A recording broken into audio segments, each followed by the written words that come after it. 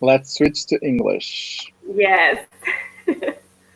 So I've pressed the button and we are still in zero, so we are fine. Can you see the box that will show the comments for you? I can see private chat live. Yes, live comments should be there. Okay, cool. Since we are waiting, I'm just gonna fill up some water. I'll be back. Yeah, of course. Go for it.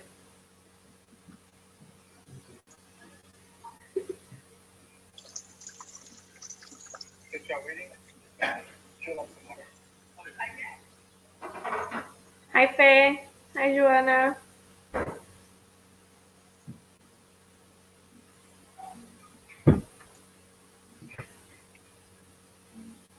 Hi, Alvin. Okay. Hello, guys.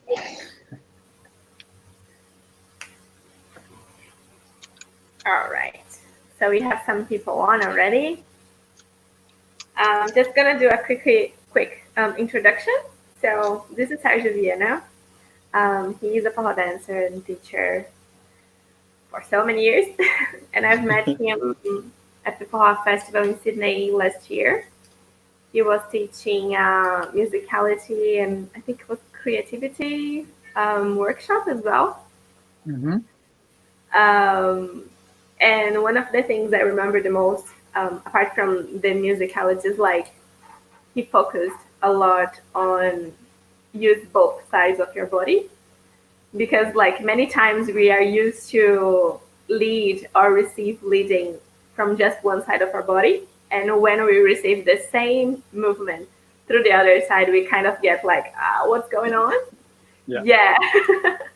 So that was like, it's such a simple thing, but it makes total difference when you're dancing, and this was really, really good for me. Great, I didn't know about that. Yeah, and I've been following your work since then. You're amazing. So you want to talk a little bit about yourself and introduce yourself in your own words? Sure. First, let me just thank you for this invitation, for this talk. As all of you might guess, and I think you're doing the same, we are at home. I'm at home. There are no dance classes. There are no concerts. I'm a musician as well, so I'm just home, playing music and practicing and watching a lot of dance lives classes. And thanks for those words that you shared. I've been teaching for many years now. True. I started my first experience was in 2013, I think, teaching. And before that, I was dancing. I was dancing other dances. And but since I don't know, since I was 6, so for 25 years, I'm a musician. So I've studied classic music. I've studied then singer-songwriter, pop music, and then did a jazz conservatory, jazz program here as a singer. And so music is also part of my life. And if dance didn't have music, so if it was just physical things, if it wasn't in tune to the music, I think I wouldn't be called to it. So it's one thing that I enjoy it because it has the music component, and at the same time it has this human aspect. So that's one thing that there are a couple of things that I wanted to talk. I mean, we don't have to go there. Let's see how it flows. But there are two things. Yeah, but there are two things that we can talk about today. Two main things: with the connection and musicality, and those are actually the foundation of my work here, also in the school that I've created, and my methodology as well is based around those two concepts. Plus the third one, which would be this. I call it the switch role. But it's coming towards a kind of hybrid role where leader and follower are indistinguishable. And for that, of course, left and right and symmetry has to be worked. and symmetry both in physical and in connection and in dialogue. So those are, it's really, really, really nice. Thanks. It really touched my heart that you said those words. Thank you, Natal. Yeah. And yeah, I think that's a subject that is really growing like nowadays. Not more this like role of follower and leader by itself. Mm-hmm. And it's kind of the contemporary approach. So when I was back in Brazil and I was studying dance, I was taking classes, formal classes from a teacher, and he now has a project that approaches exactly that. So he brings the contemporary dance into the partner dance. It doesn't matter the style. It's more like the approach, and it's really, really interesting. I haven't had the chance to like study a lot about that. Just baby steps. Yeah. Like, and how to start like working with our students here as well, like how to start, especially for the followers, to propose when you were dancing until we get to that level where you both of them like can do the dance without having this specific role. Yeah, it's definitely a joint effort between leader and follower. Just before this lockdown, I went to Valencia to a fusion festival where I did a master class with a very, very, very good teacher, mainly focused on Zouk, but it has called Liberato, Xandi Liberato. And he explored exactly what you were telling me, and that's also why I did this workshop, because that's my mission, or one of my goals is to develop that, and it's a lot of work. I still call when I talk about the switch role, for me it's still the unicorn. It's still not defined. I don't know how it works. There are moments in dance when you are just so connected that it's like you think about the movement, and while you're thinking, it's happening, but you did nothing. But then if you did nothing, then the other person was reading your mind, and that person did, but also maybe it's like, I don't know who started, I don't know who finished it. It was thinking and doing at the same time, and it was not like, let's do this, and to do this I need to activate this muscle and do this muscle. So there are moments of this deep connection, or of this switch, but how to work it out. For me it's this connection, and the musicality that can bring, it's the common language of this musicality that can bring both leader and follower, or both dancers together. It's something I think very unique, like when you reach to that level where you can feel that connection, like how do you, I don't know, teach this? Like, how do you teach someone to get there? It's amazing. It's a very it's for me it's rooted in connection. And of course, when I talk about musicality, it's also just one type of connection. I see, and talking with, I love to talk with other teachers and people who have way more dance experience than I have. And musicians and other type of connection, and meditation and yoga and all of this stuff. And the pattern that I see emerging is these three types of connection: the connection with yourself, connection with the other person, and the connection with the environment. And in this environment, you have music, you have the room, the space, you have the temperature, you can think about also about the energy of the other people who are around, and they are not contributing to the dance physically, but they are contributing to the dance, like maybe you're being watched, or maybe you're alone in a room, and just this slight energy changes everything.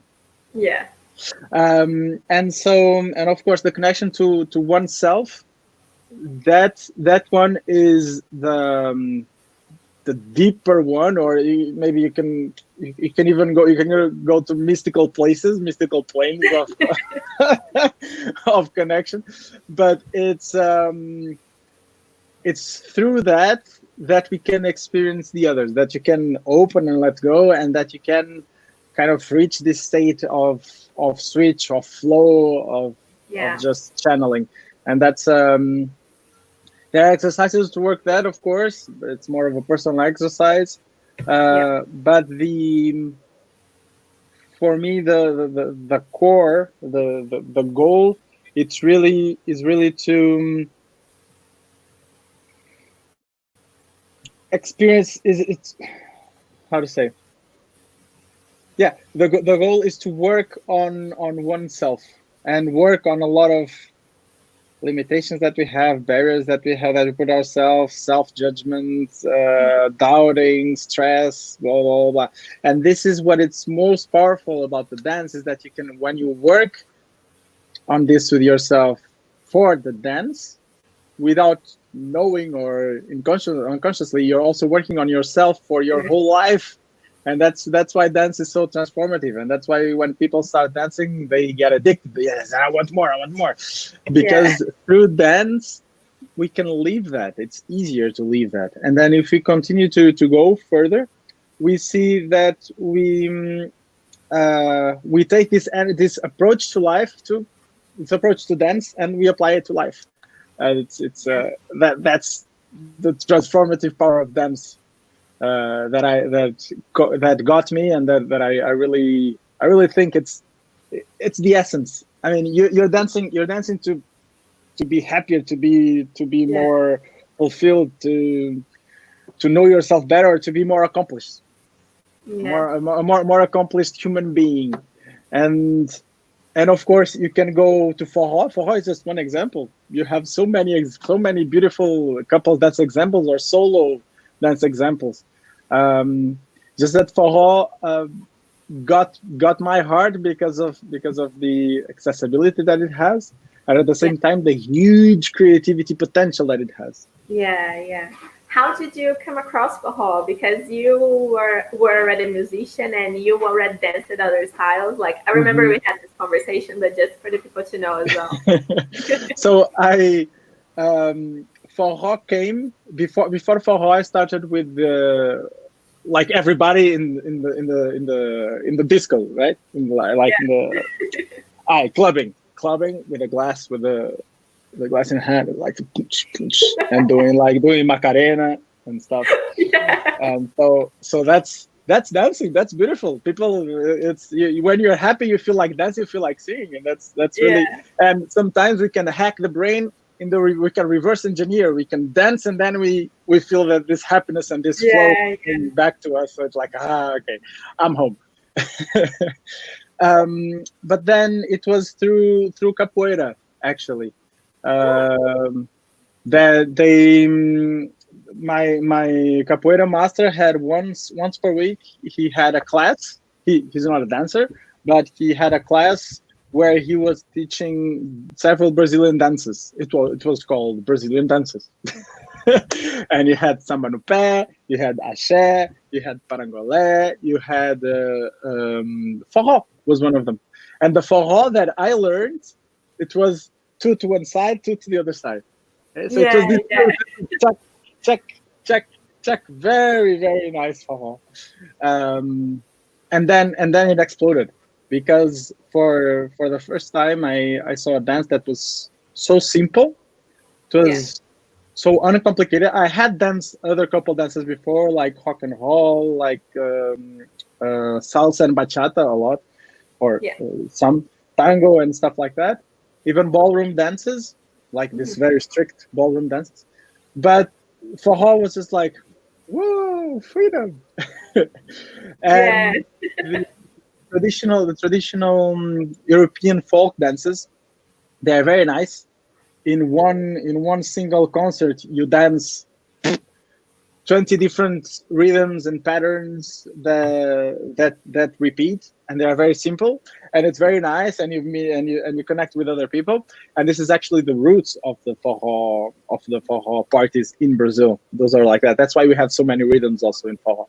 But you dance, you dance, you dance, you dance, but there's no one single dance where you can express yourself and express all the musicality that you're feeling and all the things that are That happening was to you. fun. Yeah, or like that you can listen to the other person and really, because you're listening to the pattern, and then maybe there are some little things that change. But it's like saying one sentence over and over, and then with Faha you can create ideas and exchange thoughts. So, and at the same time it's simple. So yeah, you don't need a lot of technique to just to like to that be simple. to be Yeah, to be fulfilled in Faha.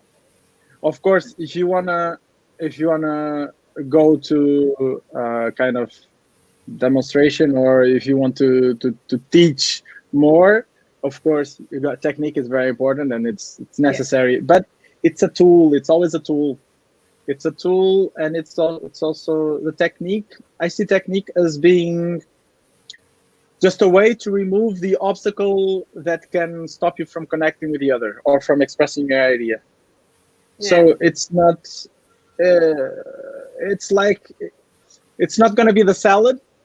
It's Hmm. going to be the knife that's going to cut the salad, or the grater that's going to grate the cheese on top of the salad. If you don't have any grater, if you don't know, maybe you have the cheese but you don't have the grater, so the cheese is Yeah, not going to be good. So that it's just tools. It's just tools. yeah. That was a really good analogy. I'm gonna read some comments here for you. Yes. Um, so Pablo Comino, he is from Sydney, and he was in your class in the workshop in the festival last year. So he Hmm. said it was amazing. Looking forward to see you again as well. And Barbara, who is from Brisbane, remember we Yes. talked about Yeah, her? yeah, yeah, Yeah, yeah. she's saying that she also loved your workshop. I remember the musicality. Yeah, I remember in the musicality there were some moments where I saw some lights going like, oh my god, what is Yeah, this? What is happening? It was really really nice. And the Barbara, we talked a lot afterwards, and really really cool. Really liked that our exchange as well. yeah. So thank you, Barbara. Pablo, sorry, what No, you say? just sending a kiss to Barbara, saying thank you. Yeah. Pablo has a question for you. Yeah, So he said, "What effect do you think that Forró has in people mindset? Do you agree it can change people's personality?" for sure. I mean, changing people's personality. It's I think might be a dangerous way to put it. I would say that it's a way for you to know yourself better, and to get rid of barriers that are very natural in our normal uh, capitalist, egocentric, meritocracy society that I'm part of, and I am contributing actively for it as well. But it kind of makes you aware that at the end we are just human beings, and all we want is, and we are human beings with limited time, and limited time means limited energy as well, Yeah. and we can spend a lot of energy trying to protect ourselves, trying to build this cocoon, these shells, building statures for ourselves, and being feeling empowered and great. Um, and then all of a sudden, there's this dance that is so simple and just a dialogue between two people, and music is playing, and maybe you don't even understand what the music is saying because you don't speak Portuguese, but Yeah. it's simple things. Acoustic instruments. There's not a lot of electronic things happening. It's not an EDM hit, and all of a sudden it's so simple, but it's so deep. And I think that is what can change the perspective of people. It's going back to the roots of simplicity and of human connection without needing to have a human um, monetary transaction behind. Yeah. Of course, dance is also a transaction. Yeah. Yeah?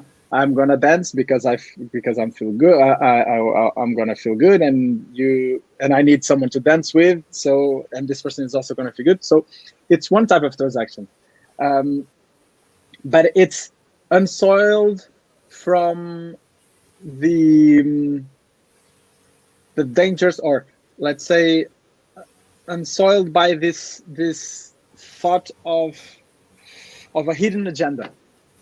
Yeah.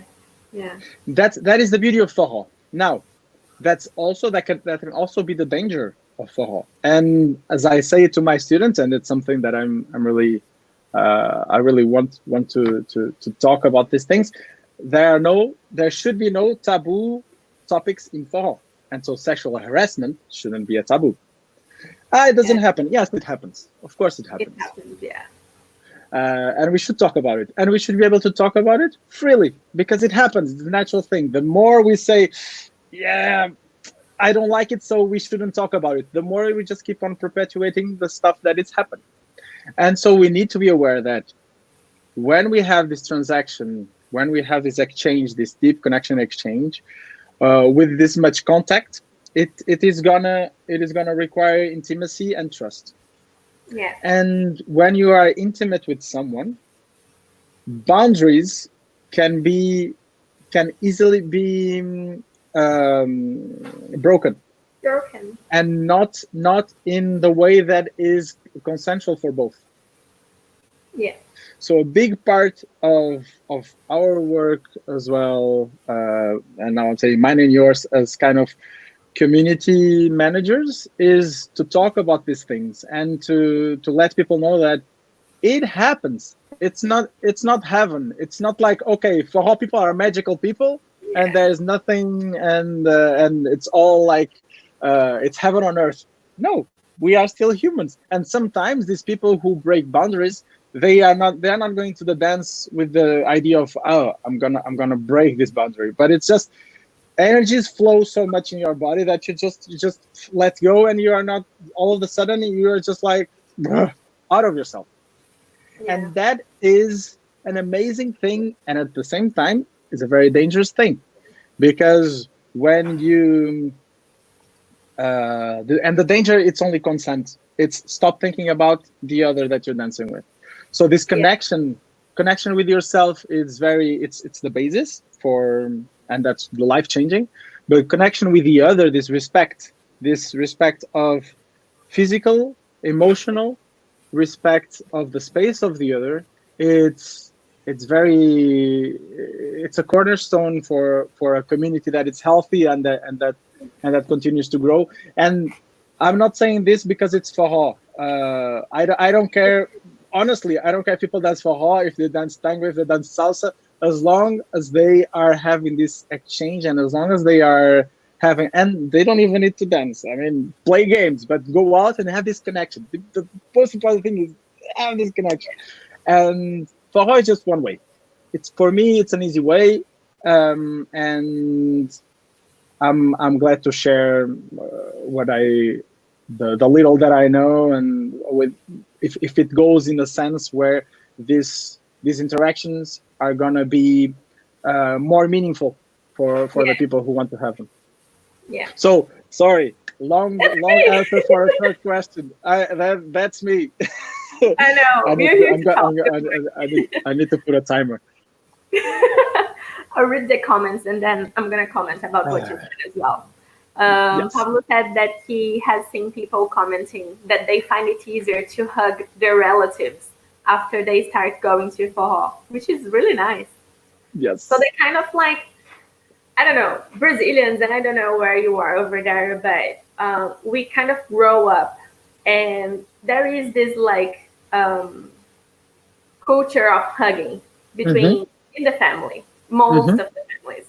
Mm-hmm. So especially for like foreigns, we are foreign here, but anyway, Yeah. um, it's a different culture. So we have students that are getting used to being closer as well while they're dancing, or even being getting used to us because we hug everyone all the time. Yeah, that's So good. like that's a warning.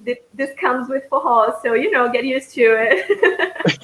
No, no, we of course like respect if you're okay with that. Of course. Uh, but yeah, this is like what you were saying about you may be in a level of connection that the other person may not be, and you may be in that like level of excitement and relaxation that the other person is not. And if you stop thinking about the other person, you need to read what their Of body is course. saying and what they're talking as well. Because sometimes, yeah, you're gonna feel like a push and you're gonna force it. Like that's not cool. You're not listening. Exactly. And the thing about this touching, it's very that the life transformative is that you again you kind of bring down, or you can start to open your shell in terms of what it means to be you. Yeah. So there are different layers. Yeah. The and we talk about I'm not Brazilian, I'm Portuguese. Just Yeah. a side note. So and I've lived in Europe, and in Europe you have the whole range, and it's actually it's almost like a gradient from south to the north. It's like the southern countries, Portugal, Spain, Italy, Greece. You're like hey, and then you go up, and then you go to Denmark and Norway and Finland, and they're like, okay, this is my bubble, and that's your bubble. Get away from me. Actually, it was so. I have a friend who lives in Norway, and he when the coronavirus hit, the government didn't say anything about social distancing Oh, because they stated that that's what we do all the time. No, yeah. we don't need to tell people not to stay close to one another, because they are not. They're just socially distancing all Wow. the time. That's their culture. But the thing is that it's how you to what level do you identify yourself. So me, this physical, this is me. But then if I'm talking with someone and that someone, it's here, I can feel if like in my face, and that's the expression, right? In your face. It's not touching your face, it's in your face, and already in your face, it's your space. You're like, no, get away. So me, it's not just this; it's also this that it's around me. So as long as you are not in my face, when you stop being in my face, then that's the end of my space. And in Brazil, the in your face, it's touching your face. Okay, that means being in your face. It's touching your face. In Norway, in your face, it's maybe looking at you in 30 centimeters. It's like, oh my god, you're in my face. So that just different levels of identification of what it means to be me and what is my body. And then in dance, because we have this contact, being in your face, it's gonna literally be touching your face. And Yeah. so it is. But then with this connection that we have, that we can foster with ourselves, we start to understand that, okay, I am the space. Oh, no, maybe I'm not the space. No, I'm just the body, and maybe I'm not even the body. The body, this is just an arm. If I cut an arm, am I gonna stop being Sergio? No, I'm just Sergio without an arm, but I'm still Sergio.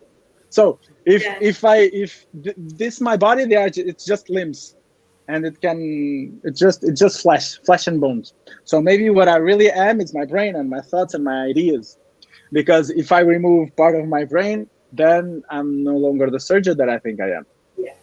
And then if you go deeper into mystical things, you start getting into other kinds of identification with the self. But let's stop at the body for Get into now. very deep like psychology and We can go deep. We can go to all the astral planes of yeah. existence. But yeah, so that's a very very nice reflection, and that's also my experience that people, after they start dancing, they relate deeper. A lot of barriers and a lot of boundaries, they Yeah. cease to exist, or you can choose, actually, because you can always, even if you are dancing, it doesn't mean that you are hugging everybody on the street. It Yeah. means that you can choose. It's a family. It's a safe place. I feel safe. So why not opening the curtain when I'm safe? Yeah. Whereas before, even if I was safe, I always had the curtain. Yeah. So that was the I guess that's the change, It's and really, that's a really, personal change, and that's a very beautiful thing. yeah, exactly. You may be more open to even like your friends as well, which is Oh, of awesome. course, even to a stranger. You can. It doesn't mean that you're gonna hug it, but it's like you're gonna look at the stranger and see a person and see a Yeah. human being. And then you have when you go and buy your groceries at the supermarket, the cashier, it's not just a pair of hands and mouth that says at the end this many dollars, and that piff scans your product, but it's also a human Yeah. being. And so that's the perception switch that we automatically, when we think about these transactions, about the people, about someone that works in a bank, you're seeing a role, you're seeing a number, you're seeing a seat. Yeah. You're not seeing, and maybe you get the idea that afterwards you're going to see a body and you're going to see a face that has facial expressions that you're going to start to read, and then after that maybe you see that there's a life story behind it, and there are issues, and there's a family waiting back home, and then where does it end? Yeah, it's the same. How is this like with your community? Are they more open because they have been with you for a while? So it's the thing is like this. It's the what we call also the observer bias, right? Yeah. So Yeah. I'm more like that. So I see people more like that. Mhm. And also the people who come to my classes and who are not like that, they are not going to identify, so maybe they are going to leave. So it's like a filter, and it could be like an echo chamber. So the community very often is a reflection of the people, of the community leaders. It's not like, oh, I'm building and I'm making a difference. It sometimes happens as like, I'm building and I'm just maybe being kind of a magnet of people who are like-minded and want to come together, and people who are not that much like-minded and who really preserve. They can be very empathetic with you, but they really want to preserve this physical aspect. Maybe they are not going to do dance. Maybe they are going to do board games community, or I don't know, some other exchange, or sports. And so it's like the world would be very boring if there was only the color red. Yeah. And I love red. But Exactly. you need all the colors of the spectrum, plus even the colors that you cannot see that exist. Because without the colors that you cannot see, we wouldn't have life. We wouldn't have plants. And so it's just a matter of again, from the way I see it, it's knowing yourself better and better. Yeah. And it can be, and dance is one way, one path. Mhm. And we can help you with that, because dance, it's kind of an entertaining path. It's not. It could be a very disciplined path with technique and classical repertoire and also and the posture and everything. It can go that way, but it can have this fun part, this ludic part. At the same time that you are having fun and that you're meeting people, you are also getting to know yourself better. Yeah, exactly, which is awesome. Which is the goal at the end. Yeah. Just learn some comments for you. It's like this very this Instagram post, be the better version of you. It's kind of very cliche and very cheesy, but at the end there's some truth in it. There's some truth. Yeah. I don't know if you have met Lucia before. She's singer of one of the forró bands here in Brisbane as well. And she mentioned that she has a Norwegian friend, and she was born in the wrong country, and she's a hugger. It happens. And she said that, yeah, we may attract people that somehow identify in some way with ourselves. Yeah. So it may be like personality or something like that. It's yeah, exactly. No, that's so Yeah. it's so many things. Yeah. How long have you been teaching forró? Since 2012? Forró since 2014. 14.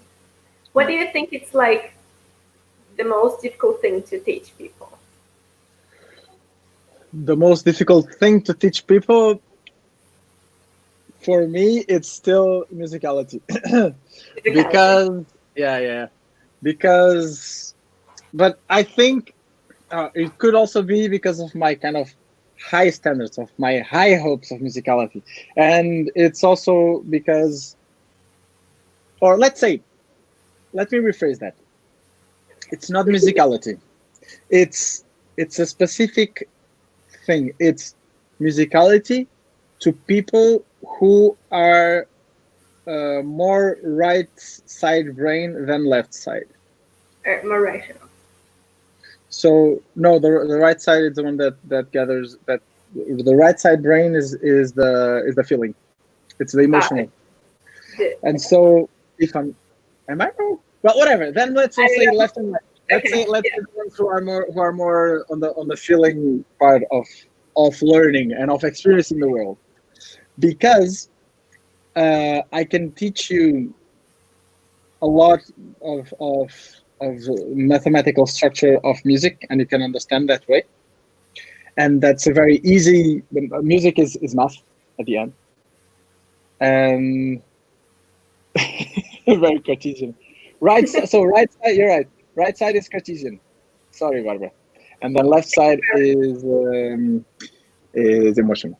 And I'll say so then because and then I have tools for that, and I can understand. But then if you are on the feeling side of things and you have to listen to the music, the first thing that you need to do is you have to bathe yourself in a lot of music to train your ears.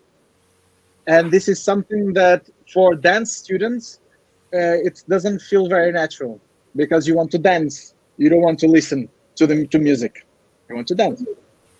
But a big part of dancing and of be able to express yourself better is listening. It's through this so it's becoming more aware of the or more in touch with your ears in a musical sense. Yeah. And that is something that I try to do some exercises, but for me is it's still a bit challenge. The Mm-hmm. rest, the technique, the hugging, people who are left side or right side brain, when they feel the connection, and when they understand the position, and then when they feel the connection, it's just like it just flows. Let's And go. Yeah. then you go for the technique, base one, base two, some left side, right side, leader, follower, all of these things. And you can, even if you don't understand rationally, since you're in a dance class and you're gonna dance with someone, and with a lot of people actually, always changing couples, your body feels it. But Yeah. then for the music, it's hard for your body to feel it if your ears don't feel it, Yeah. because it's not a physical thing. It's in your sense. It starts in your ears. So it's more of a ear training for non-Cartesian people. That's my challenge. Yeah. We say this all the time. Like, get used to listening to forró songs as well. Not only listening when you are in the class, especially if they want to improve their like skills to get the breaks and something like Yeah, that, because of course it helps if you already know the song and you know when a break is coming up. of course. But then there's math in for songs, and Yeah, that you can they figure it comply with the, yeah, you can figure out. I mean, and that you can understand, and there are very simple rules for that to understand that. out. And Yeah. they are compatible with the pop song structure that you hear on radio, in radio. So if you, even if you don't want to listen to Forró outside, you can start to train your ear to better listen to the music. Because when you are a dancer, I compare being so if you're a contemporary dancer Yeah. and you dance to and you have a show that you want to express your emotions, Hmm. you kind of dance the emotions that are in your brain. Okay, and the music is there as a backdrop. It can help you, or Yeah. it can be silent, completely silent. Yeah. It doesn't matter. But when you're dancing on a couple's dance, where there is a tradition and a language that is common to both dancers, and this traditional language is coming from the music, because the body is the same, right? I mean, I'm dancing forró with you, suddenly the music changes to salsa, and now a different proposal, salsa. And then suddenly the music changes to fusion or to contemporary and different thing. But what changed, me or you? No, it was the music, right? So the music is kind of this maestro. And we as dancers in the couples dance setup with this tradition, if you're saying, if you identify as forrozeiro, so let's talk about traditional forró. We are, as dancers in this tradition, we are also musicians. Our body becomes an instrument for that music.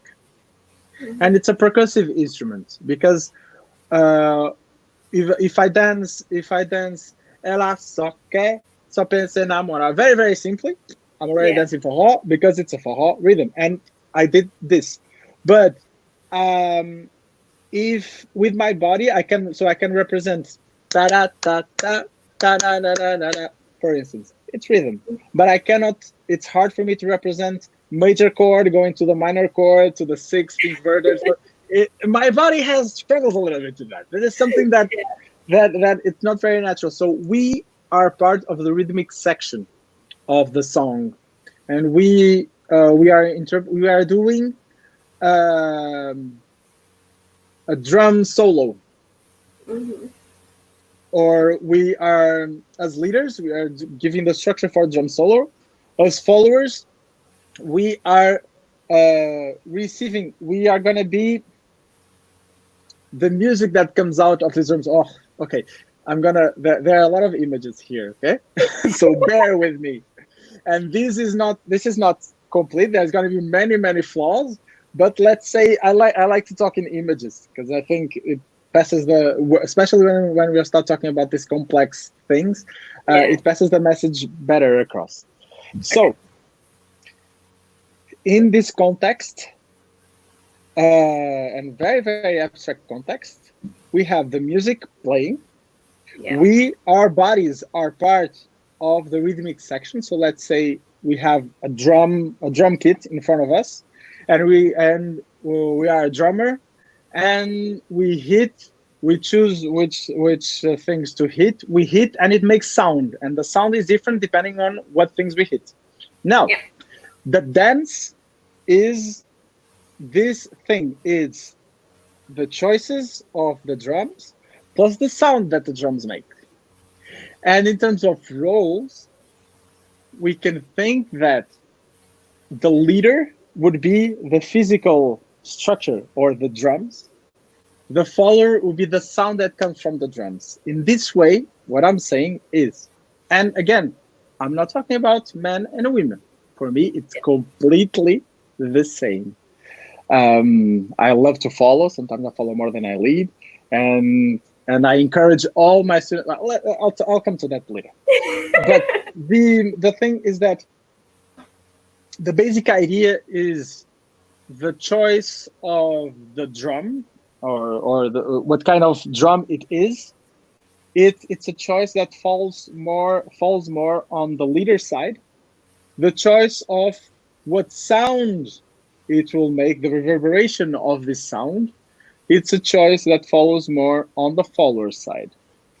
That means that, for instance, if we, just a different analogy, but the same idea of communication flow. This is the communication flow. If you're talking, you're familiar with the concept of rally car racing, right? So you have two people in a car, and it's like things are happening very, very, very, very fast. And if you're driving, you don't have time to look at the fucking map. And if you're looking at the map, you cannot drive. So you need two people to drive one car to make it happen. In this analogy, we could say that the leader is the one who is reading the map, who is saying hard left, short right. The follower is the one who is making the car go that way. It's like, okay, I think I'm going to go like this, or like that, or like that, or like that. So the idea of kind of structure or proposal and the idea of meaning and execution falls on the structure proposal from the leader side and the meaning and execution from the follower side. And this is my way of viewing the 100% pure leader and be 100% pure follower. Yeah. And in a dance, you can have that, but then you can start to switch and you can start to mingle. And that's when drummer and drums and sound mix with one another, and sometimes you're proposing something that is being twisted, and sometimes you're receiving something but you want to do some other way, and then the person is following or not. And then sometimes when the drummer wants to hit the drum and the drum just moves and is like, oh, there's nothing here and there's no sound, and it happens and we laugh and life goes on. So just a long story short, as dancers, we use our body as rhythmic instruments, and there is a role that we can assign to these two bodies. They're together. These two bodies are needed to make the sound. I cannot make a sound. I cannot imitate a guitar without a guitar, but if I don't know how to play the guitar, I cannot play you the guitar. So both the guitar and the sound of the guitar come together. Both the proposal of the leader and the answer of the follower, they come together to form a dance. Mm-hmm. And there's 50-50 responsibility there. And the beautiful thing about the dance and the way that we are taking also this couple dance and this tradition of forró, that is so flexible, that allows us to do that. And actually, we can do what the heck, even if the tradition said we wouldn't, it's ours. So it's not Brazilian. It's of the world. We do whatever we want to with it.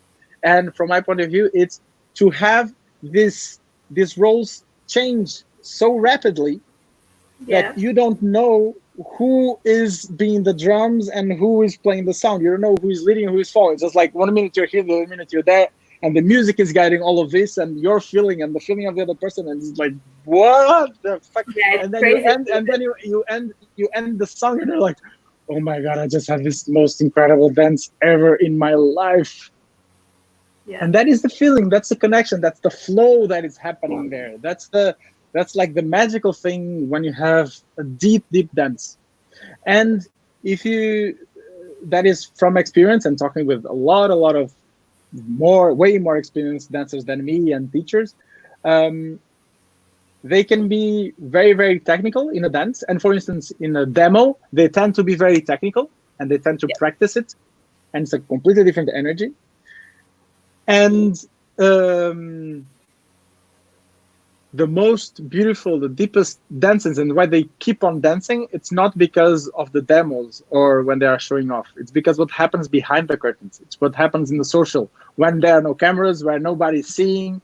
It's when, and that's what makes us come back for more. It's this thing that some people, like me, could say that it's, you get in touch with this higher dimension. Level of dance. Of existence, of touching another thing that is deeper. So we can talk about these things and exercises to go there. But for me, these are the three main things they are the pillars of my methodology and that I teach here in my school. There are connection first, musicality second, and third is switch. So having and from these three, the whole thing can be derived. And of course, in order to maintain connection, you need technique. Because if you don't have a good technique, the moment that you want to express something, it's gonna make a discomfort. You don't know how, and it's gonna make a discomfort in the other person. And when there is physical discomfort, the connections are like, it's like switching off the light is on, and now all of a sudden someone hits the switch and like poof, and they're like, I'm back to this reality. I'm back in this body. This hurts. I don't like this. It's not very comfortable. Or, I'm back in this body. This person is doing some strange energies that I'm not feeling like it. Grabbing some places I'm putting in my hand. I don't like this energy. Yeah. This is something that is happening, and raising awareness to it, and just being more true to ourselves, and having this open communication with one another, and also with with the teachers, with the community or the organizers.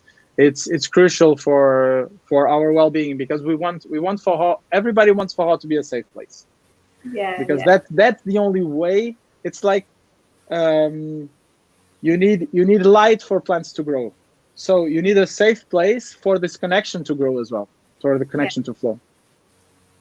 We say this exact phrase all the time. Like, this is a safe environment. So, you know. Yeah. Okay, And so I'm gonna yes. ask you, yeah, a question that there is here, and then Mhm. guys, if you wanna send any more questions, do now before we go to the practical part. Okay. So Lucia, the singer, she heard that I mentioned you're a musician, and she's asking what instruments do you play? Ah. Or Hi, Lucia. So, guitar here. My first instrument wasn't the guitar, actually. It was classical education. My first instrument was trumpet. So I was a classically trained trumpetist. But that was when I was very very little, and a lot of, yeah, playing in an orchestra and going to this, having this, some of this once in a band camp kind of stories, these geeky stories. And you so started with the trumpet, classical, then moved to guitar. In a pop rock singer songwriter, I discovered that I loved singing, and people seem to like when I sing, so why not why continue not? with that? And so that was that. And then when I was learning more on the jazz, more complex music theory, and did the jazz formation, I started playing more piano, more keyboards, and I also do some electronic music, dance music production. So let's just cut it short. Classical, a bit, not as much, but a bit, and then pop song. Let's put it singer songwriter pop rock, and jazz, bossa nova. Really, really love with those genres, and electronic dance music. So that's it. Awesome. All right, so I think we're done. What did you prepare for the practical things that people can practice at home as well? Okay, so You know, this is gonna be just a set of ways to look, of dimensions to look at two things, and then I want to give you some references at the end. Okay. yeah. So the first thing that we were talking about is connection, and in connection we can talk and talk and talk and talk and talk, but there are practical, the connection first, or the connection first, the first manifestation of connection is when you ask someone to dance. You don't know this person. So let's say you start from zero. Yeah. You're going to someone and you ask this person to dance, or you are talking with someone and someone comes to you and asks for the dance. Yeah. And that's the normal context of a dance. So there, on this moment, the connection starts. The connection starts in the way that you approach the person, and the way that you answer, or the way that you are approached. And this is when I talk about connection. This is also, we can also say this is when the dance starts. Because if you are minding your business, talking with a friend, and someone just comes and grabs you by the arm and pulls you to the dance floor and just like, hey, let's dance. Yeah. That is not very comfortable. Okay.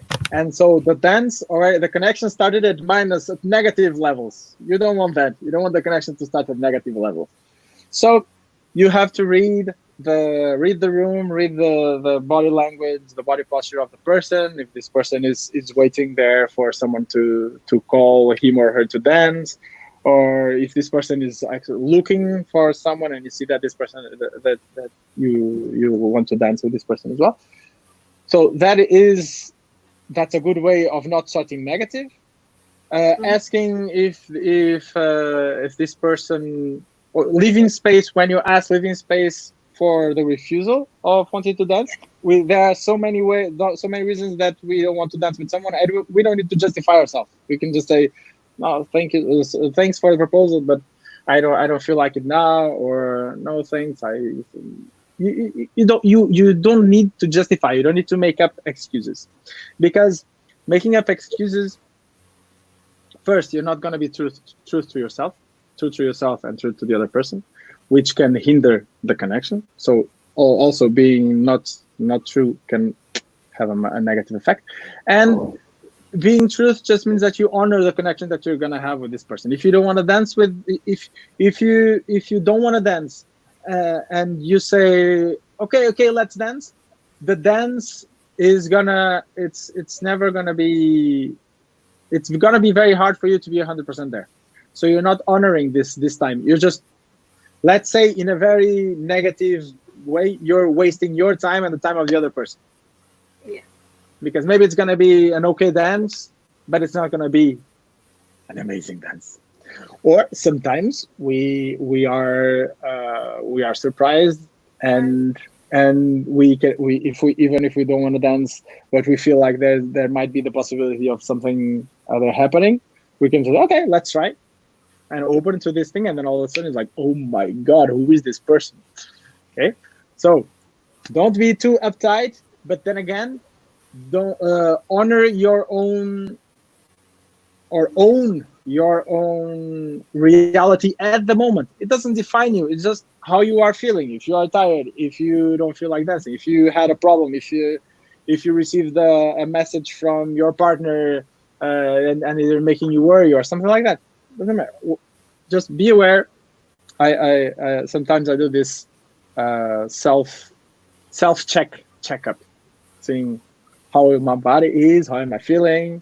Did I sleep enough? Did I eat enough? Drink enough? Had enough emotional care in this past days? How am I feeling? And that can help you also understand and read the situation. Not just read the room, but read yourself. Sometimes we are very quick in judging, because we are always, these eyes are always projecting outwards, or actually not projecting, we are absorbing from outwards in. But we forget to close our eyes and see what is inside. So yeah, these things, the connection. Then after this, the dance, you're gonna find a place on the dance floor. The music is playing louder or quieter. You have more or less space on the dance floor. The temperature is very high or very low. A lot of different things that affect. And then you and then I forgot. Okay. And then that's when the first physical manifestation of contact will appear. And people, when we think about connection, some people go contact. No, connection is different than contact. Contact, it's a physical thing. Connection, it's an emotional, mental state. But of course, they are linked. They are very much linked. The way that you start the contact and keep the contact and change the contact with the other person is going to reflect your emotion, and it's going to transmit an emotion to the other person. So just thinking about contact, which is, let's say, the lowest level, or the more materialistic level of connection that we can think. You have, we'd say, 4 levels of contact. This is what I'm going to share with you. It's also something that I've done a class with my good friend Rafa Wilker on Instagram some weeks ago. It was in Portuguese, so I'm going to say it in English for those who didn't get it. Those who were there, these are the things. I'm adding some more stuff because it was very compact. But so we have the first one. It's just hair contact. It's almost where you don't touch, just hair. You can feel a little bit. It's kind of the wind. When the wind comes, it comes and it touches you in the hairs. The second one is the skin. So the skin, if you rub your hands together, that's the skin, because you don't have hair there. So when you are dressing, when you're putting on clothes, the feeling that you have, it's skin. This connection, this contact is skin. Sorry. The third connection, I keep on saying connection. I'm sorry. The third contact level of contact, it's gonna be muscles. And the muscles, if I pinch here, this is a muscle. And of course, if I pinch here, I don't have that many biceps. But imagine that I'm a bodybuilder and I have a lot of biceps. So this would be the muscles, and it would be the feeling when you get out of the shower and you clean yourself. You don't just clean the hair nor the skin. You clean your muscles. Okay, you clean like okay. And the fourth level would be the deeper level. It's in the skeletal structure, so the bones. And the bones, it's what you need when you're lifting up weights. So when you are, the connection that you have when you are lifting up weights, actually, it's this connection of bone field. You're activating your muscles, yes. But if you had only muscles, you wouldn't be able to do that. It's the muscles who are, or it would be very, very hard for you to do that. The strongest muscle that you have is the tongue, and try lifting a weight with your tongue. Good luck. So it's bones, it's on the bones. That's why when we stand, we can stand very, very natural way. Our bone structure is made for us to stand. And that's also one thing that defines us as Homo sapiens sapiens. Other animals, they are actually as Homo erectus. That's what it's like. But then you have a skeletal structure that it's there to it's a wireframe that connects everything. So when you are dancing, when we are starting to dance, what happens? And this is an image that I got from Ricardo Espechich. It's a very, very nice professor from Belo Horizonte, teacher from Belo Horizonte of a lot of dance classes. He was saying in a live, so I watched some live, that when you start to learn how to dance, and you have, as I said, you have these two roles, the leader and the follower. It's as if the leader, all he can do is shout. And he shouts and is like, and the follower, when we are starting to learn how to follow, we are deaf. It's like, what? So we need to shout. So the leader needs to shout, because otherwise the follower is not going to understand the message. And as we improve our technique, as we get better, we go to the whisper. So the leader just needs to whisper, because we are talking here close to the ear, and the follower has a very sensitive ear. So that's why when you kind of have intermediate to advanced level as follower, when you're dancing and your ear is so sensitive, when you're dancing with someone that is starting, and you want to dance not as pedagogic, not in a dance class, but in a social dance class, some people can have this reaction of, I don't want to dance because he's screaming in my ear. He's like shouting here. It's too much. It's too much information that I don't need. Like, come here, come here, come here. And this level of intensities, it's the level of contact that you have in your body. So when we start to learn how to dance, we start, Lucia says, I'm still deaf a lot of the time. We learn. When we start recently. Sorry? She started practicing for her as a dancer recently. Okay. So yeah. Lucia, welcome to the wonderful world. Yeah, we are practicing our body ears, our dancing ears as followers a lot. And so when the first approach that we have, it's through this fourth level of contact. It's through the skeletals. It's like, it's here, the arm goes there, the goal goes there, you get there. Because we need that as followers, we need that support. We need that direction. Because we don't have, it's like and I always say we as followers, because it's not you followers or you women. No, we as followers. I'm followers. It's like when we start, and I had to learn how to follow after I knew a bit how to dance. So I know the difficulty that it is to be a Never follower. mind. It's Yeah. fucking yeah, yeah, yeah. It's like a baby that is holding a spoon, and of course sometimes he opens the mouth, but the spoon goes there and goes there. So you have to help the baby, and that's us as followers when we start, and us as leaders when we start. Um, we don't know.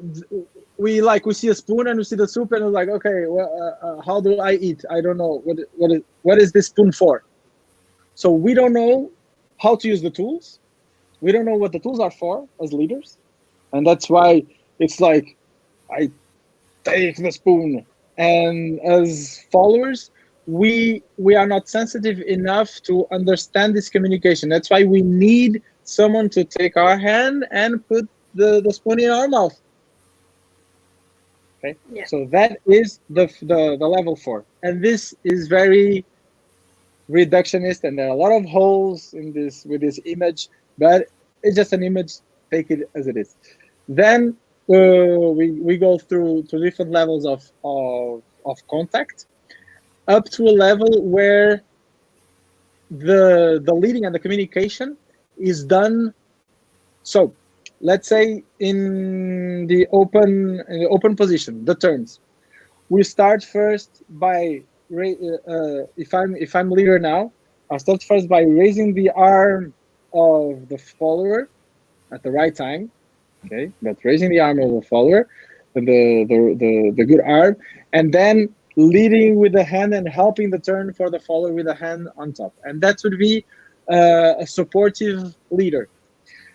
A follower that is more in control of that of the processes would just need maybe the hand to be lifted. Then the turn the follower can do for him or herself. Mm-hmm. The and then the another level for the same turn would be I don't raise the arm. I just give space to the arm, and with my body I show the way. So it's a visual leading, and then the follower, he or she, they are gonna raise the arm when they want, the height that they want, at the time that they want, and they're gonna perform the turn the way that they want, with the with the variations, or with a spin at the end, or with the rotation that you want at the end. So you pass from bone connection to muscle connection to skin, and then to this the wind connection, which is this hair. It has to be coupled with visual connection, with the contact. Sorry, I said connection. It's always contact. With a visual leading and following. And so this is how your technique will improve. It's starting to go in practicing these different levels, and seeing in your body how it feels as a follower and as a leader. Yeah. Sometimes, and there are different techniques for that, but this is the goal. This is the path. All right, it's to be able to choose. There are some moves that you're gonna need to use the bone. If you are doing an aerial movement, a panqueca, if you're doing a very big cambre that needs support, you need this bone. No matter how technique advanced you are, you need this bone contact. But you can choose to pass between these levels and use different types of contact, even visual contact, visual communication, to lead. So that is the. And also you can use the variations that we can have between these 4 stages as a means to express musicality. Mm-hmm. And that brings us to the next topic of musicality. Yeah. Okay? So how to, but yeah, maybe questions at the end. I don't know. Is there any question that you want to ask? Or, everyone is just gonna expose this, and then since this is gonna be recorded, you can come back and see all the mistakes that I did. No, it's Sorry. And then is learning as much as I am. and then the musicality. So, as I said before, our bodies are rhythm percussion instruments in the on the dance. Let's just come back and uh, practice what I was saying, that we need to practice first and foremost, which is these two things on the sides of our eyes called the ears, and this is actually all the good musicians. They are great. The great ones, they are not great because they can play a lot of Just complex things. They crazy are stuff. great. They are great because they have amazing ears. It's like, oh my god, the things that they can hear and that they can solo about. It's all about ear training. And in the dance, to express musicality, it's not different. So we say that we can define kind of. I'm just gonna here see my, because I wanted to say five. So I don't want to say anything different from. Yeah, it was no, it was four. The fifth, it's just musical. So let's say four. There are four layers in normally in any song. Hmm. You have the rhythmic section layer, so, and that's what's gonna give you the bass, and you don't need more than that to dance forró. I can put you a loop. What is that? Check it, check it, check it, check it, getting. It's just zabumba and triangle, and you can dance for 3 minutes, and you're Yeah. gonna dance on that thing. That's the base of forró, and actually that's the base that is gonna kind of identify the dance that you dance with. If you're Hmm. going to the dance, the salsa, tac, tac, tac, tac, tac, it's gonna be a different rhythm, a different clave. If you go to Lindy Hop, you go to the swing, it's a different thing. If you go to whatever hip hop, raga, all the styles have their base, and that's the rhythm. The rhythm is kind of the signature or the language of the music and of the dance, Yeah. because we are rhythmic. Then, of course, in the music there are also instrumentations that are different, and that brings us to the second part, the second layer, which is the harmonic layer. The harmonic layer are the chords that you're going to choose to play. It is the bed for the harmonies, for the harmonizations and the upper harmonics. So that is, if you those who have done a little bit of musical theory, that is your C major, and then G, and then F, and then A major. No, C, I was not talking to you. And that is like four chords that define a progression, and you can have a whole song that is, I don't know if you know this amazing video by Axis of Awesome called the four song hit, and they kind of mash up, I don't know, maybe 20 songs with exactly the same four chords, and it just goes and goes and goes and goes, and it's incredible. And that's the harmonic texture that you're gonna have in the song, and our bodies are not very very prepared to deal with that. But in this harmonic, there's always a little bit of rhythm. There is the cadence of the changes of these harmonies that we can use in our body. And then finally, in terms of the stacks of instruments, you have the melodic layer, and the melodic layer, it's normally a motive, an instrumental motive, a solo motive. So in a sanfona, for instance, and then you have the singer. Quando olhei a terra ardendo. And so that is your melody. And then you have the solos, the saxophone solo in the middle, Yeah. and that is the melodic layer. And you can say that you can have two voices, if you have two voices singing the same thing, that they are part of the melodic, but they are in harmony, so they're kind of hybrid. But that is just that's semantics. Let's leave that for the musicians. Let's just say that Let's just say that you have these three layers: rhythmic, harmonic, and melodic. And in all of them, the rhythm is present. Of course, in all of them, there's also one certain degree of harmony that is present, because if I do like this, there's going to be a pitch and there's going to be a pair of harmonics. But then again, let's leave that for the musicians. Simplifying, you have the rhythm that is given by the rhythmic section, and the rhythmic section are zabumba, triangle, can be a bass, can be a full drum kit, agogo, and then you have another the melodic, the harmonic section, which is on the accordion. It would be the left hand that plays the chords, or in a guitar, in a rock guitar, it would be the guitar.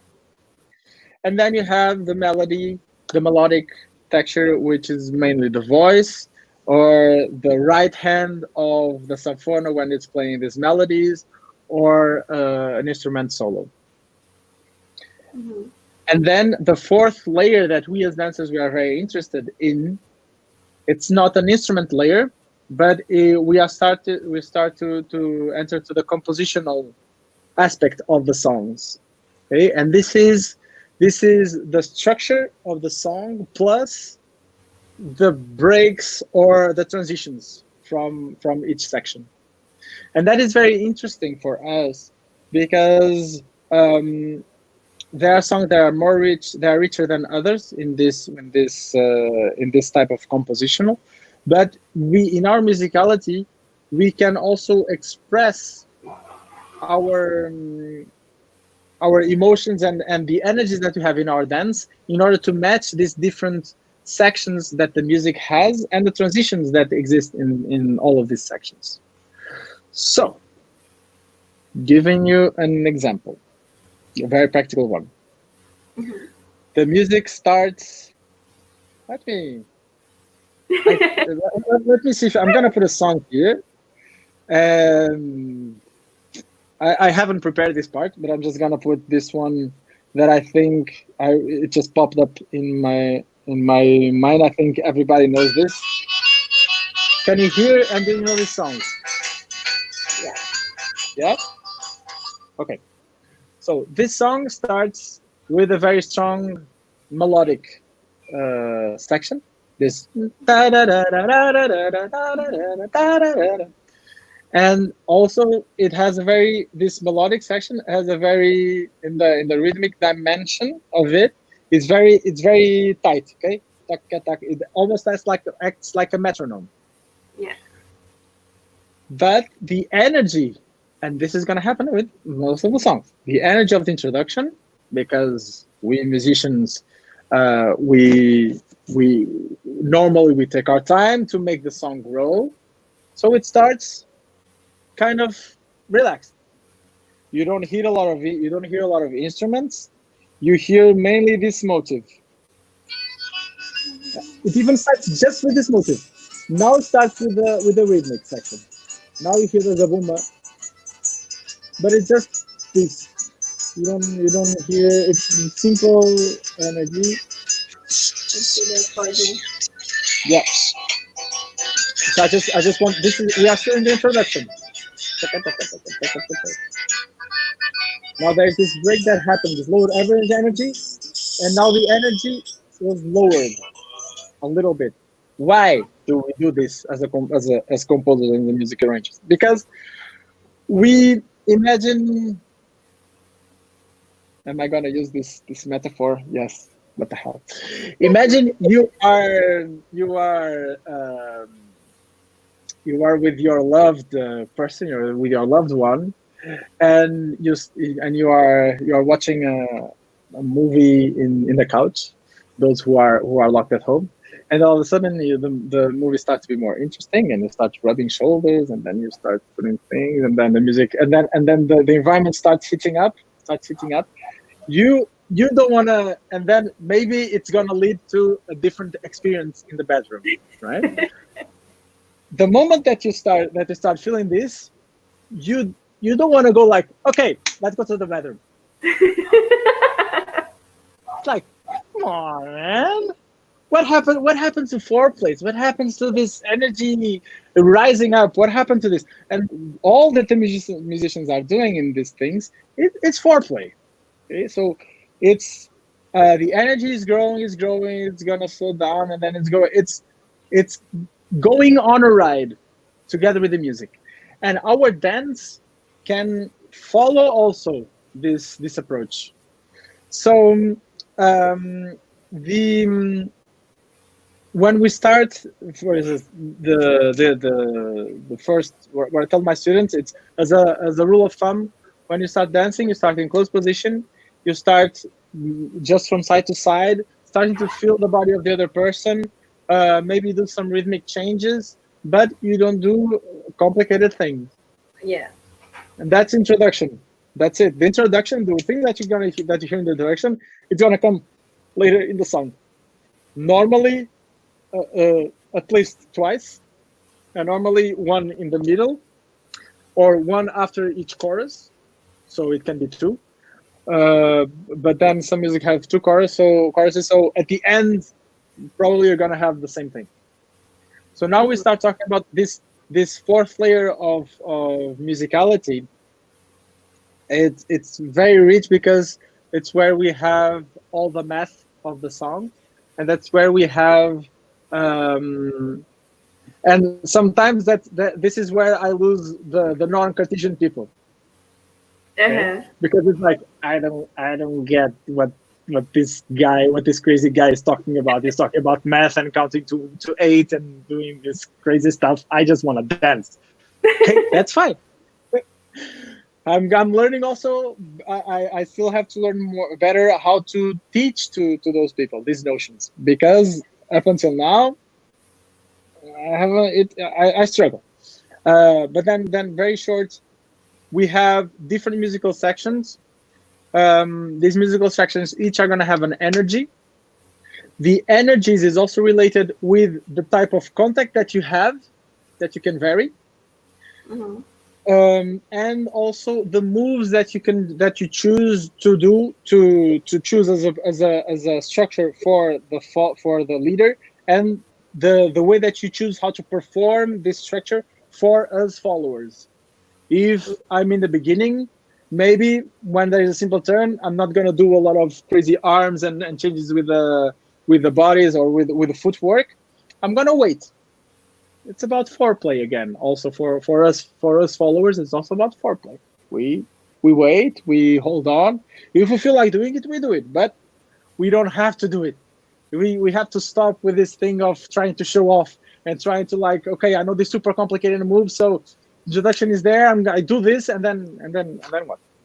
Yeah. It's like I only want to be with you, or I just enjoy the time that I'm with my loved one when we are in bed.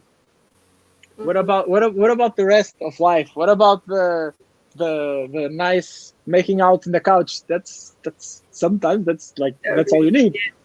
You don't need to show off. You just need to enjoy the moment. And if this moment, be there, and the music can help you also to be there, because the music, it's not gonna like hit you in the face from the start. It's gonna take you on a ride. So the musicality, it's about understanding better this ride and having tools that will allow you to better express what you're feeling while you are taking this ride. And so the energies of this contact that we talked before, plus the energy that you have when you in terms of closed body movement, closed rhythmic variations, open simple turns and switches of place, and open moving around in place. These are 4 types of energies that we can and I said it in the increasing order, that we can use in order to be aligned with what we are feeling when we are listening to the song, when we are bathed in the song with this other person. And this is valid for the leaders and for the followers. Both, yeah. And I'm talking about, of course, I'm not talking about 100% leaders and 100% followers basic. You can be an 100% follower and propose nothing, but your musicality is going to be on the way that you interpret this moves. And this is also about variations in your arms, variations in your footwork, variations in your body twist, and the control of the line of turn. And there's a lot of techniques to go there. And for the leader, it can be also proposing the movement, how you're going to propose the movement, if it is bone, the connection that you have, and then also your own variations. If you're showing the camera is like this. If I'm showing the movement like this, it's going to be a simple turn. You're going to think you're going to hit me. It's going to be one energy. If I do this and I show you the turn, the energy that you're going to have in the turn and the safety is going to be way better. Or it's going to be you're going to be more comfortable.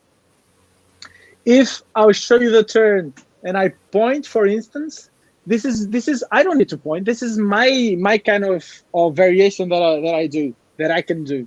So I can also vary without interfering on the leading. I can also have my own musicality apart from the structural communication that is needed between the two. And then of course you have all the shades of gray that are so wonderful and there's so much love, where you have moments of leading and following, and then it changes. And you can have one person that it's more leading and the other person who is more following, and all of a sudden it changes just for a moment and then it comes back. Or you can have a moment where you're like leading and following, and then it switches. You switch hands position, and then you continue in this dynamic. But it's just you just change the person who is doing this. So you have all of this that you can to express musicality. Yeah. The fifth additional layer that you can think about is the message of the music, and the message could be, for instance, in I think this song Forró de Cá finishes with the zabumba doing tum tum tum tum, as if it was a heart. I think it's this song. Well, there are some songs that do that, and so you can also express this as a heart or as a feeling. With the song Te faço cafuné quando tu for dormir, te dou café, dou comida na boca, mata tua sede. Não, como é? Te faço só essa parte. Te faço cafuné quando tu for dormir. You can show a cafuné, you can do some things. So this is kind of the message layer of the song. It's kind of interpretation of the message. Yeah. So very, very now the take home message of the structure. What? Rhythmic, Yeah. harmonic, Yeah. melodic, the compositional, and the message. Yeah. And you can source from all of these different layers, and you can again, our body is more rhythmic than melody. One thing that is the only thing that would be kind of intuitive for me for the melody would be, but that's just the way that I think. Higher pitch, smaller movements upper, lower pitch, bigger movements downwards. But that's the only correlation that I can give you. Of course, and that in terms of pitch. But then the rhythm, you can have the rhythm from the melody, you can have the rhythm from the cadence of the harmony, you can have the rhythm from the rhythmic section, that is the bass. And you can take the rhythm from the section transitions, the breaks, the accentuations, the raisings, the falls. So this is a composition equal arrangement. Yes. Composition is arrangement, monsieur. And the message is this kind of interpreting that. That's amazing. There's a lot of food to work, Yeah. and you can apply this not just to forró. You apply this to all the songs, and you're gonna start training your ear. It's kind of, so I don't want you to go that far, because let's say that for me, the way that I hear to the songs, it's kind of spoiled, because I can be too focused on the structure, on the compositional arrangements that the person did, on the accent or the intonation of one particular word or stressed for a singer. So my brain goes very technical in detail. Yeah. And this is not very necessary to dance. Mm-hmm. To dance, you need basics, or in order to better express, you need this basic way of listening to the music with these sections. Just being aware the next song that you're listening, and again, not forró. Maybe it's even better if it's not forró, if it's a song that you know. Try to identify the sounds that make up the rhythm. Try to overanalyzing, Lucia. That happens to me. I suffer from that thing. Try to analyze what is the melody, what seems to be the melody, the harmony, and the rhythms, and listen when there is a change of energy. Normally, this is a change in the section, the musical section. And just kind of a secret rule here for all of us producers. This is a secret rule, music producers and composers. We tend to like things that turn around the number 8. Okay? So it's like that. So you can count 1, 2, 3, 4, 5, 6, 7, 8, and maybe at the end of this 8, there's going to be something that is going to happen, or maybe it's 2 8s, or maybe it's 4 8s. But I can assure you, or sometimes if it is just a short transition, it's just 4. But the math is there. It's 4 by 4. It's 4 to the floor, and it's one verse has this many counts. Then you can almost be sure that the second verse is going to have this many counts. Mm-hmm. And think about the number 8, and then we can if people are interested in this, you can give an example of one song that it cannot be forró, a normal song that you would hear on the radio, and you can try to apply. I can try to tell you more about that, but that's just for curiosity. The main thing I given you. Yeah. Do you want to answer? Can you see Pablo's question? It seems that nowadays the followers are moving themselves much more regardless what the leader proposes during the dance. What is your point of it in regards to forró? Good question, Pablo.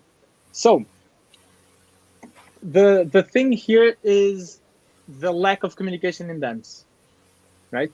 If the follower is moving, when you say moving more, are moving themselves much more, I take it that you are not complaining that the follower is expressing him or herself through the dance. What I'm taking from this question is that you kind of, from your experience, sometimes the follower wants to dance on him or her own.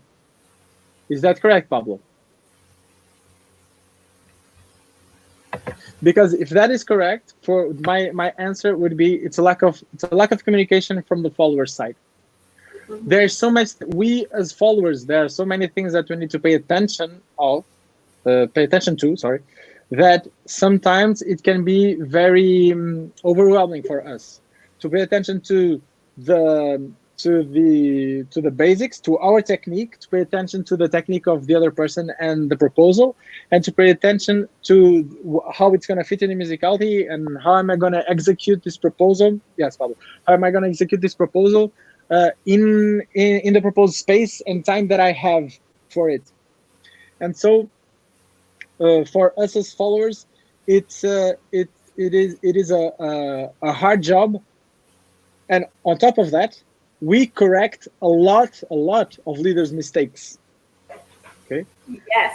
We pass the time correcting the leaders' mistakes, just because the dance needs to flow. If we would stop at every mistake, the dances wouldn't be. And the goal is also not to stop. The goal is there are two different mindsets: the mindset of the classroom and the mindset of the social dance. Yeah. The mindset of the classroom, we could stop. It's okay to stop. Give feedback. It's a safe place. We are all there to learn. In the mindset of the social, we are kind of in real life. Okay, so if we are asked for feedback, that is my view on things. If we are asked for feedback, I'm gladly gonna give this feedback. Sometimes when I finish, because people know that I'm a teacher, when I finish the dance, they ask me for feedback. But I didn't have my teacher helmet on. So I was like, I don't know. The dance just was flowing and it was good. I don't know. We need to dance again, and then I can maybe correct your technique and put and kind of put you up to the test in a specific point to see. Because of course, as a leader, I just want the dance to flow. I want to have a good time for a leader and follower. What happens when the follower does too much? It's because it's a hard work for the follower. We need to practice. We need to practice more. We need to practice more as followers, and we need to have also classes that are more geared, or they are as geared to followers as they are to leaders. I really love it when there is when the main teacher is mainly a follower, has a lot of experience as follower, because we can go that level. What happened in the traditional Forró methods is that the teacher was a leader and only knew how to lead, and this is tradition. So it was a guy who was leader, who only knew how to lead, and the advices that he could give to the followers was just follow. Yeah. Don't try to predict and just follow. Just follow. And this is like, yeah, use the force. Use the force. Maybe the first Obi-Wan Kenobi. Use the force. It's like it doesn't work, right? So there are a lot of techniques, and there are a lot of things that you need to practice as a follower. What happens because of this mindset that the follower just follows? We as followers, or we as people who are starting to learn how to follow, we tend to think that we don't need classes, that we know how to dance. If the leader knows how to dance, we can have a good dance. Yeah. We tend to think that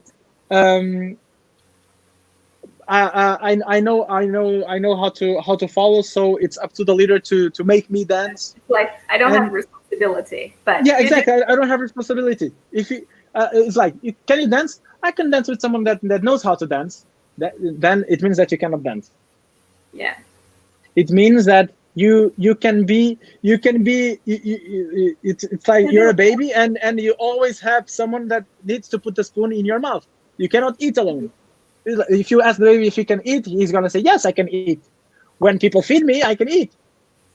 But then the question here is, can you dance with regardless of the level? Can you have a good communication with your partner? Can you express yourself? And for the follower, is a hard job, because we have to express ourselves through the first layer of expression that the leader gives us. So it's like Inception stuff. We have it's like a blank canvas. We have the rhythm, and then the leader is going to propose something, and we have to be there. But then we also want to go there, and this difference that we want to make in order to be a good follower, it sometimes it demands a lot of work. And if we don't work, what's going to happen is that we are going to do things as followers that were not requested, or we're going to do things, and it's not that this is a bad thing, but it's things that weren't requested, and that we are not connected with my partner, with the leader, to understand if we are on the same level. Yeah. So it's kind of we are dancing alone. We are dancing on ourselves. And the thing about, and this, I think this is a systemic behavior due to this past notion that followers just follow, and the leaders are the ones that need to be there. Yeah. So, I guess that was it's okay. I guess you need to practice on your techniques. We need to practice our techniques as followers as much as we need to practice our techniques as leaders. And that's of course if you want to build a very sturdy house. But in order to live, you don't need to live in a concrete in a bunker that's going to withstand all nuclear activity. You can live very, very happily in a cabin in the middle of the wood that is made just of plywood. So the important thing is to live. If you're having fun, if you're really enjoying the dance, and the dance is very simple, and you don't have a lot of technique, but you're like, "Phew, this is Yeah. way better than if you're like very, very strict and you're doing all the techniques, but you're there without emotion. At the end, it's like, yeah, you saw that path, that step that I did, Blah. that step that was like 10 different steps. It was amazing. Yeah, but it was during a moment in the music that the energy was not demanding that, or you didn't have enough space, and you didn't have the good. It wasn't very comfortable for the follower. I mean, Yeah. all of these things needs to be taken into account. Like, yeah, sometimes it happens as well. Like, you don't feel what your follower is feeling, and you lead to something like that anyway. Like, no, stop it. Yeah. Well, it happens a lot, and most often it happens because it's society, right? It's like I'm the leader, so in my role as leader, I need to show that I'm a good leader, and to show that I'm a Yeah. good leader, I need to make you do very complicated things and complex things, even if it doesn't have anything what to do with the music. This is one thing. This is one thing that I took from that little story that I can share with you. I took from my training as a jazz singer. In jazz, we have a lot of that it's not common in pop. We have a lot of scat moments, so solo vocal improvisations, right? And in the beginning, we as singers, and that's what I was doing. It's like, okay, I know the theory. I've been practicing for this. So the chord would come, and I'll be like,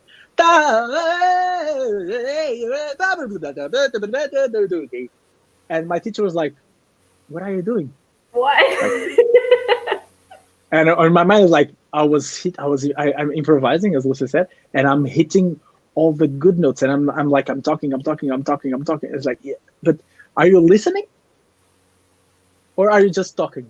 Are you listening to the music? Are you using silence as your friend rather than your enemy? Because if you are just spitting, saying things, and you're like, blah, blah, blah, blah, blah, blah, blah, that note that I hit there, that was very important for that particular, this is very technical, for that particular chord change, that was a color note that is not common, and it was a deceptive cadence, and then like I hit that note, it was so much in the middle of this thing that you wouldn't have time to appreciate. It's like you have the most delicious ice cream, and then what you do is just like, oh, okay, it's done. Instead of taking time to appreciate. So instead of singing, if I was just,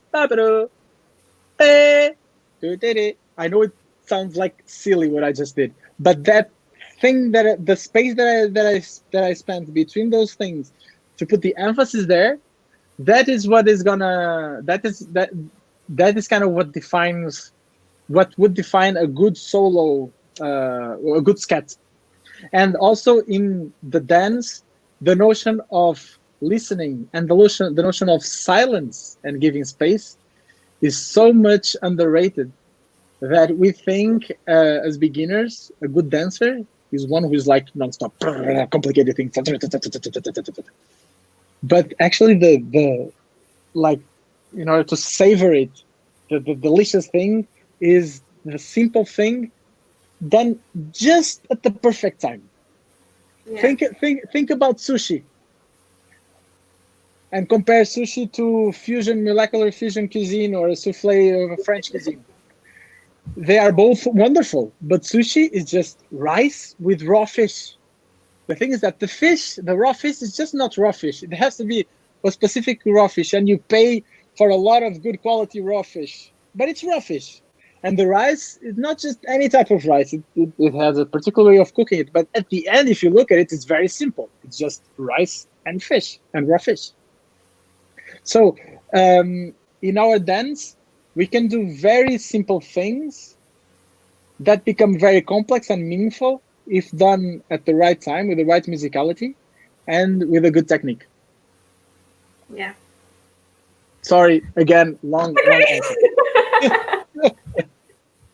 That was really good. We could stay talking here until tomorrow. Sergio. Let me have a look. We didn't miss anything. Don't think so. Cool. That was such a big lesson of like connection and musicality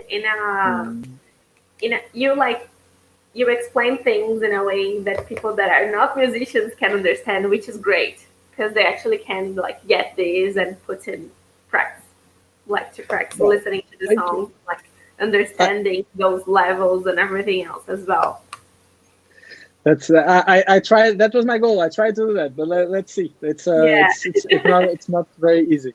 But Pablo had one question actually. Now, especially in the beginning, many people struggle with rhythm. How do you practice with your students?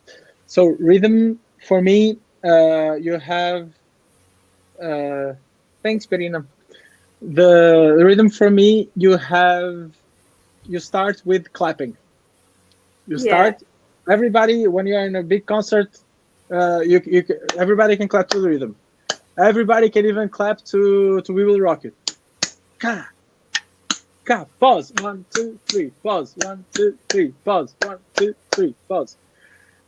Now, another thing that I do in my classes, because I'm a musician, I have this defect, and it's something that I just want to alert everybody for that thing. When we're talking 1, 2, 3, 1, 2, 3, we are counting the steps. We are not counting the music because the music starts on the 3.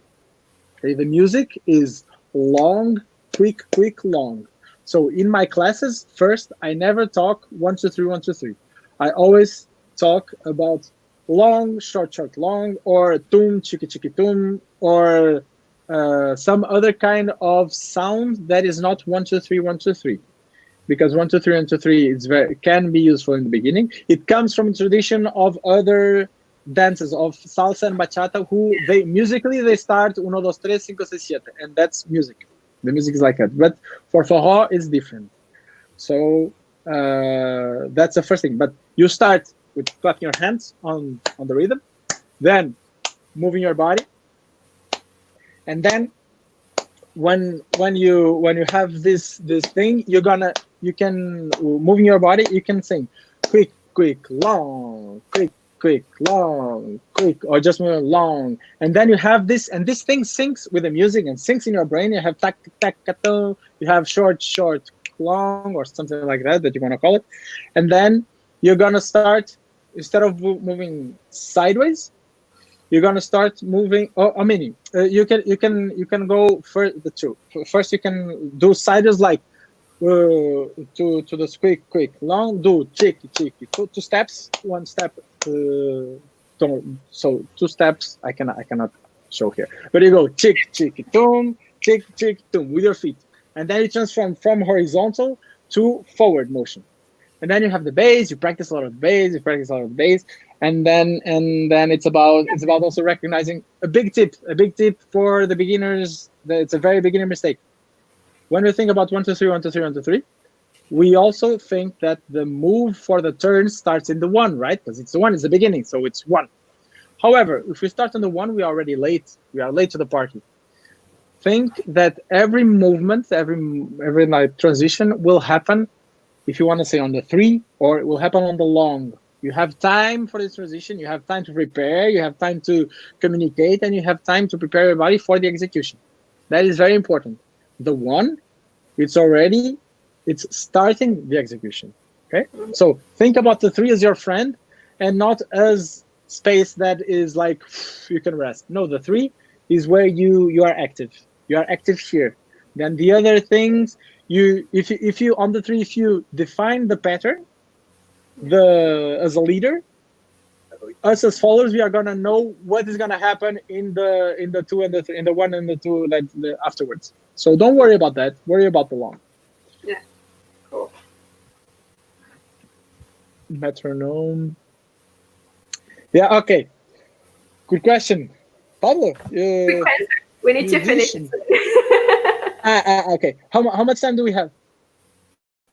Like 5 minutes. 5 minutes. All right. I have Spotify playlists. My playlists, they are divided by BPMs.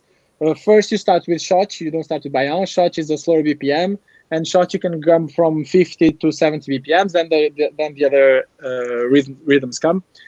So that is I can give you my they are all public. I can give you my playlist. They are organized by BPMs. That's what I use in my class. Before then, just 5 minutes. I want a shout out for some friends of mine, a very good friend of mine, and that I want to give to you as references, because we need references. They are also my references, and I want to give you.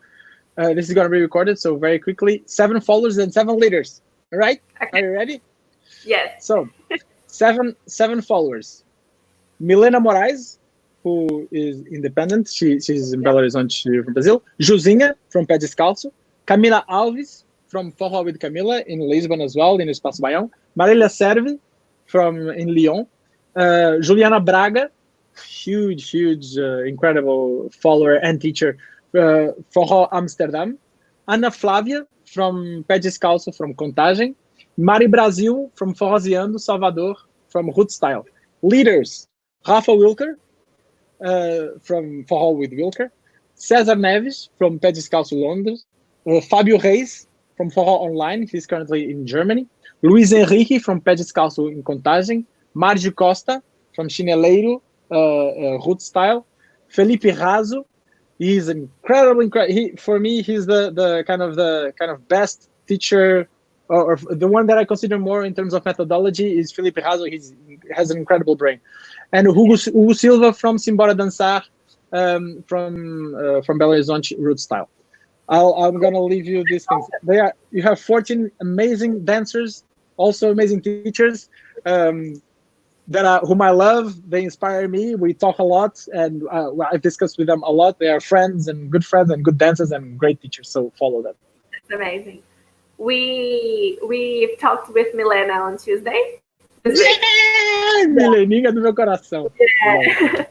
My little sister. We talked with Felipe Haas as well. He is also our teacher. So mine, Barbara, Ricardo, yeah. So like yeah, and I have some others scheduled here or on my list to talk as well from our list. Of course. Yeah, there are so I have so many other friends and good teachers and that inspire me a lot so much. I'm just giving you something. It was I just wrote it down 5 minutes, and I wrote down. I wanted to just the list goes on. But it's really good. Like we can absorb knowledge from so many people, and you always find something different in every person. So yeah, of course, people and dancers. I mean, the best dancer the best teacher that you have. I tell this to my students. The best teacher that you have is the mirror. Look yourself in the mirror. Record yourself. That's your best teacher. Then the second best teacher is the person that you're dancing with. Ask them feedback. The third teacher, maybe it's gonna be me, but I come only in third place. Don't rely yourself. So don't rely on me. Do your thing. See yourself dancing. It helped me a lot, and it helps everybody. Talk with the people that you dance with, and then only later listen to what the teacher maybe is saying. Yeah. Thank you, Natalia. Thank you very much for. Thank you so much for your availability to do this as well, and for sharing your knowledge.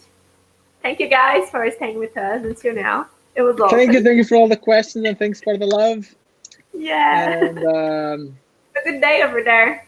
Thank you. Kisses from Switzerland. Kisses from Switzerland. Yes. Bye. Bye, queridos. Bye. Bye.